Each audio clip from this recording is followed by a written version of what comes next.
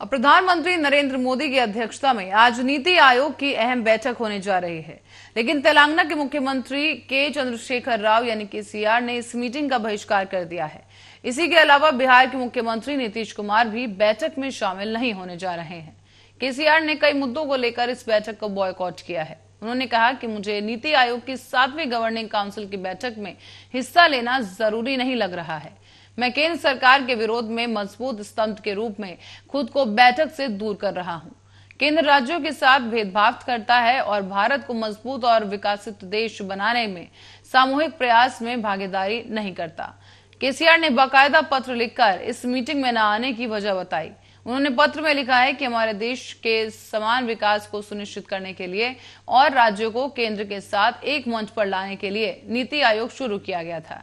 नीति आयोग की पहल के पीछे एक और उद्देश्य था कि मजबूत राज्य ही एक मजबूत राष्ट्र बना सकता है, लेकिन हाल ही की घटनाओं से एहसास हो रहा है कि भारत सरकार जानबूझकर किए गए कामों से संघीय ढांचे को नष्ट किया जा रहा है।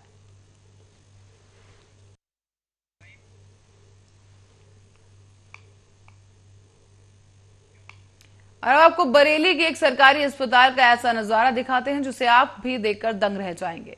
दरअसल योगी सरकार गरीब जनता के लिए करोड़ों रुपए खर्च कर रही है, लेकिन बावजूद इसके बरेली के इस सरकारी अस्पताल में अव्यवस्थाओं का अंबार दिखाई दिया है। यहां पर बात करें बरेली के सरकारी महाराणा प्रताप जिला चिकित्सालय की, तो आर्य न्यूज की टीम ने रात में यहां पर रियलिटी चेक किया है। यहां पर बच्चा वार्ड की हालत देखकर सब दंग रह गए।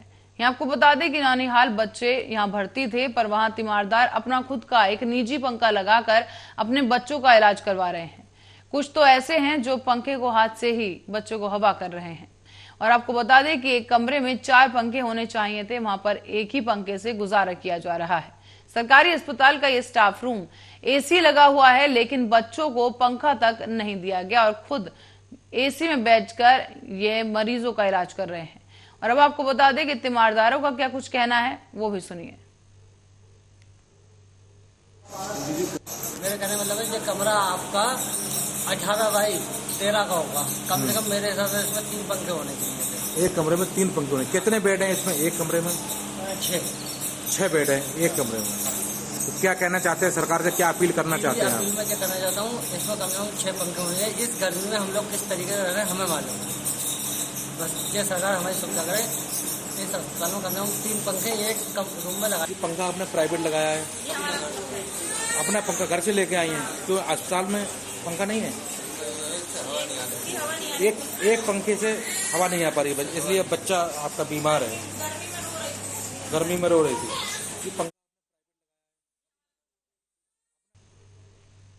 और दिल्ली के मुख्यमंत्री और आम आदमी पार्टी के संयोजक अरविंद केजरीवाल को मुकदमे से छुटकारा नहीं मिल रहा है।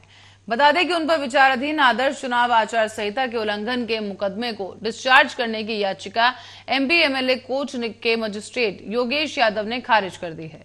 अरविंद केजरीवाल पर साल 2014 के लोकसभा चुनाव प्रचार के दौरान मुसाफिर खाना के औरंगाबाद में एक जनसभा के दौरान कांग्रेस और भाजपा पर अमर्यादित टिप्पणी के आरोप में जनप्रतिनिधित्व कानून और आदर्श चुनाव आचार संहिता के उल्लंघन का मुकदमा दर्ज हुआ था। सुप्रीम कोर्ट ने उनकी व्यक्तिगत हाजिरी पर रोक लगा दी थी।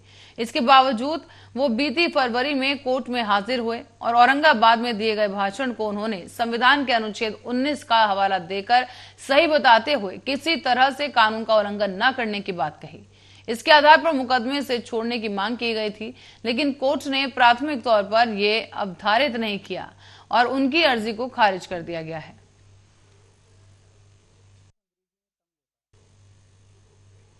और खबर अब आगरा से है, जहां ताजनगरी आगरा में आज देर रात को एक धार्मिक स्थल को क्षतिग्रस्त कर दिया गया। बता दें आपको कि थाना लोहा मंडी से चंद कदम की दूरी पर बने पारस पल्स मल्टी स्टोर बिल्डिंग परिसर में ही धार्मिक स्थल बना हुआ था, जहां पर देर रात को पारस पल्स की लाइट अचानक चली गई और पूरे परिसर में अंधेरा हो गया। ऐसे में रात के अंधेरे में पारस पल्स के मुख्य गेट से प्रवेश करते हुए धार्मिक स्थल को क्षतिग्रस्त कर दिया गया है। आपको बता दें कि धार्मिक स्थल तोड़ने की खबर वहां पर फैल गई और आस्था रखने वालों की यहां पर जैसे ही उन्हें खबर हुई तो सैकड़ों की संख्या में लोग पारस पल्स के गेट के बाहर जमा हो गए। खुलकर विरोध किया गया और विरोध कर रहे लोगों का यह कहना है कि ये पारस पल्स मल्टी स्टोरी बिल्डिंग बनने से पहले मौजूद था और यहां पर इस घटना की जानकारी चंद कदमों पर बने थाना लोहा मंडी पुलिस को दी गई, जिसके बाद पुलिस मौके पर पहुंची और स्थिति को देखते हुए कई थानों की फोर्स और अधिकारी भी मौके पर पहुंच गए और पुलिस ने गेट के बाहर खड़े होकर विरोध करने वालों को थोड़ी दूर ले जाकर उन्हें खड़ा किया। साथ ही पुलिस के द्वारा पारस पल्सर के आसपास किसी को भी जाने की इजाजत नहीं दी जा रही है। मेरा नाम है सादिक अली। तो मेरी सादिक अली नाम है मेरा घर पीछे ही है इस दरगाह के बिल्कुल पारसनाथ की बिल्डिंग में दरगाह थी। मेरी माँ बैठती थी इस दरगाह पे किसी टाइम पे। इनका हो गया इंतकाल, उसके बाद में मेरी भाभी आने लगी यहाँ पे। बड़ी भाभी यहाँ पे बैठती हैं। आज जो हुआ, इन्होंने लाइट गोल करी पूरी। यहाँ की लाइट गोल करने के बाद में मेरी भतीजी छत पे चढ़ती है, मतलब पड़ोसन ही है, मतलब भतीजी, हम पड़ोसी हैं तो भतीजी चाचा वगैरह बनते हैं, ठीक है। उसके बाद में उन्होंने की ये दरगाह तोड़ रहे हैं, तो हम यहाँ पे आए, हमें अंदर नहीं घुसने दिया किसी ने भी। यहाँ पे दरगाह बिल्कुल सफा कर दी बिल्डोजर से। बिल्डोजर अभी तक वहाँ पे अंदर खड़ा हुआ है। अंदर हमें बिल्कुल किसी ने नहीं घुसने दिया। कोई सुनवाई नहीं है, कोई कुछ नहीं है, और कोई भी मदद नहीं कर रहा। प्रशासन बच्चे कह रहा घर जाओ अपने अपने और सवेरे बात। और इसी खबर के साथ ही बुलेटिन में फिलहाल के लिए इतना ही। अब बने रहे हमारे साथ, देखते रहे आर्या न्यूज।